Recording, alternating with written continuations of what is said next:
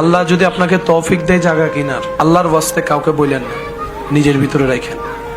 আল্লাহ যদি আপনাকে বাড়ি বানানোর তৌফিক দেয়, খুশি মনে কাউকে বলতে যাবেন না, নিজের ভিতরে রাখেন।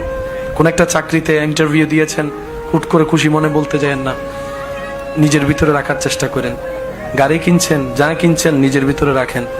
হয়তো আপনি যে চিন্তায় অন্যকে নিজের সুখটা শেয়ার করছেন, এটা অনেক সময় হয়তো হিতে বিপরীত হয়। কারণ কেন বলছি এই কথাটা, শুনতে একটু অড লাগলো, কিন্তু জিনিসটা বাস্তব। কারণ বদ নজর বলো একটা শব্দ আছে, আর মানুষের কাছের প্রিয় মানুষের বদ নজরটা একটু বেশিই লাগে, নজরটা একটু বেশিই লাগে। আর এই নজর ব্যাপারে নবী রহমতুল্লাহ আলামিন হাদিসে পাকে কিন্তু সাবধান করে গিয়েছেন।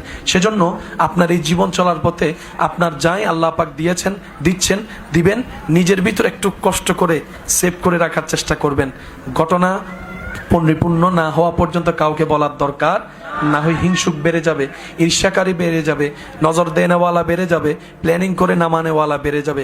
কাজটা পরিপূর্ণ হওয়ার পরে আগে রবের দরবারে 2 রাকাত শুকরিয়ার আদায় নামাজ করবেন, যে ইয়া রব, আমি যোগ্য ছিলাম না, আমি ছিলাম মাটির, তুমি আজকে আমাকে 4 তলার উপর তুলে দিয়েছো, সুবহানাল্লাহ। আল্লাহ, আমি ছিলাম পায়ে হাঁটার মানুষ, আজকে তুমি আমাকে একটা গাড়ির ব্যবস্থা করে দিয়েছো, আমি যোগ্য নই, সব তোমার দয়া। আগে শুকরিয়ার আদায়টা করেন, তারপরে অন্যদের কারোর সাথে শেয়ার করার থাকলে সেটা করবেন। আর আপনার প্রিয় কাছের মানুষের মধ্যে মা বাবা যদি বেঁচে থাকে, সেই জিনিসটা আগে মা বাবার হাতে দিয়েন, একটু যেন দোয়াটা হয়। কারণ সন্তানের কল্যাণে মা বাবাই সবচেয়ে বেশি খুশি হয়। কেউ কারো ঘরে বেড়াতে গেলে যতগুলো রুম থাকে, মানুষ যারা যায় মেহমান, ওরা কোন রুমে বসে বলে না? আমরাও যদি এখন কোথাও যদি বেড়াতে যাই কারো বাসায়, কোন রুমে? ভিতরে কয়টা রুম আছে আমাদের জানা সম্ভব?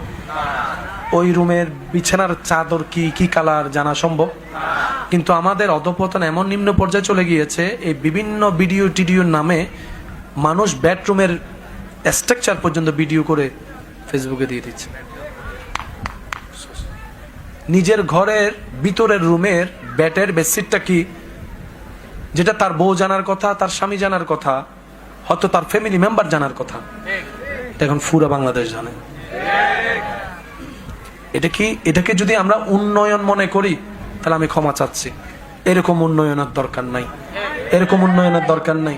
শ্রদ্ধা রেখে একটা কথা বলি, যেটা রেখে যাচ্ছি সেটা থেকে যাবে।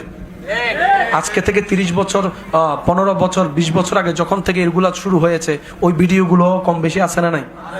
আপনি যখন বাবা হবেন, আপনি যখন মা হবেন, আপনি যখন দাদা হবেন, দাদি হবেন, নানা হবেন, নানি হবেন, আপনার নাতি নাতনি যদি আপনাদের সেই ভিডিওগুলো দেখে আপনার সামনে, সেটা দেখা যদি আপনার জন্য ইজ্জতের মনে হয়, করেন। আমি কি বুঝাতে পারছি কথা? যদি সেটা